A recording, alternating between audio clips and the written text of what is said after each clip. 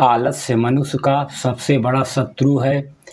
आलस्य एक ऐसा सत्य है जो कि हमारी ज़िंदगी को ही बर्बाद कर देता है। जिस भी मनुष्य को आलस का रोग होता है वह अपनी ज़िंदगी में बहुत पीछे रह जाता है।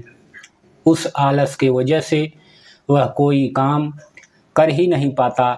जब भी कोई काम करने को सोचेगा कि आज मुझे इस काम को करना ही है, कुछ समय के बाद उसके मन में आएगा चलो कल करेंगे। फिर जब कल करने का समय आएगा तो फिर बोलेगा चलो बाद में कर लूँगा।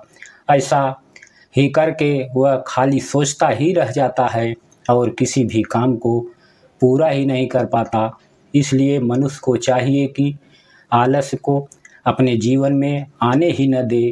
आओ इसे कहानी के माध्यम से जानते हैं।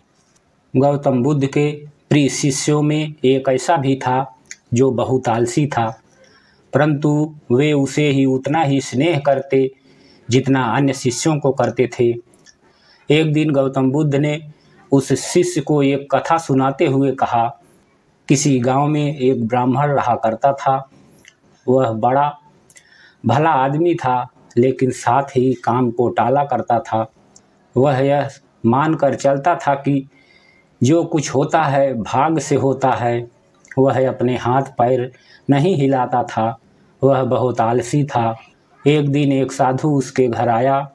ब्राह्मण और उसकी घरवाली ने उसका खूब आदर सत्कार किया। साधु ने चलते समय खुश होकर ब्राह्मण से कहा, तुम बहुत गरीब हो, लो मैं तुम्हें पारस पत्थर देता हूँ। 7 दिन के बाद मैं आऊँगा और इसे ले जाऊँगा। इस बीच तुम जितना सोना बनाना चाहो बना लेना। ब्राह्मण ने पत्थर को ले लिया और साधु चला गया। उसके जाने के बाद ब्राह्मण ने घर में लोहा खोजा। उसे बहुत थोड़ा लोहा मिला। वह उसी को सोना बनाकर बेच आया और कुछ सामान खरीद कर भी लाया। अगले दिन स्त्री बहुत जोर देने पर लोहा खरीदने बाजार में गया तो लोहा कुछ महंगा था। वह घर लौट कर आया। 2-3 दिन बाद फिर वह बाजार गया तो पता चला कि लोहा अब पहले से भी महंगा हो गया है। कोई बात नहीं है, उसने अपने मन में यह बात सोची, 1-2 दिन में भाव जरूर नीचे आ जाएगा, तभी मैं बहुत सारा लोहा खरीद लूँगा। ऐसा उसके मन में विचार आया। किंतु लोहा सस्ता नहीं हुआ बल्कि और भी महंगा हो गया। 8वें दिन साधु आया और उसने अपना पारस पत्थर मांगा तो ब्राह्मण ने कहा, महाराज मेरा तो सारा समय यूँ ही निकल गया है, अभी तो मैं कुछ भी सोना बना ही नहीं पाया। आप कृपा करके इस पत्थर को कुछ दिन मेरे पास और छोड़ दीजिए।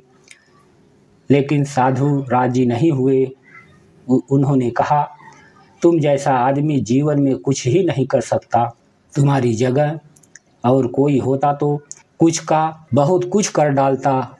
जो आदमी समय का उपयोग नहीं जानता वह कभी भी सफल नहीं होता। ब्राह्मण पछताने लगा, पर अब क्या हो सकता था। साधु ने उस पत्थर को लेकर जा चुका था। उसे अपने आलस और भाग का पर जरूरत से ज़्यादा यकीन की कीमत इतनी ज़्यादा चुकानी पड़ी कि वो उसका कुछ भी फायदा नहीं उठा पाया। इसलिए कहा जाता है कि आलस आदमी का सबसे बड़ा दुश्मन होता है। शिष्य अब बुद्ध के कहने का तात्पर्य यह समझ चुका था। उसने कसम खाई कि वह आज के बाद आलस का त्याग कर देगा और जिंदगी में कभी आलस नहीं करेगा। इसके पश्चात उसने कभी आलस नहीं की। तो दोस्तों आज के लिए बस इतना ही। मिलते हैं अगले वीडियो में। आप लोग हमारे चैनल को लाइक और सब्सक्राइब जरूर कर लें। आप लोगों का सपोर्ट ही हमारे मनोबल को बढ़ाता है। धन्यवाद। जय हिंद। वंदे मातरम।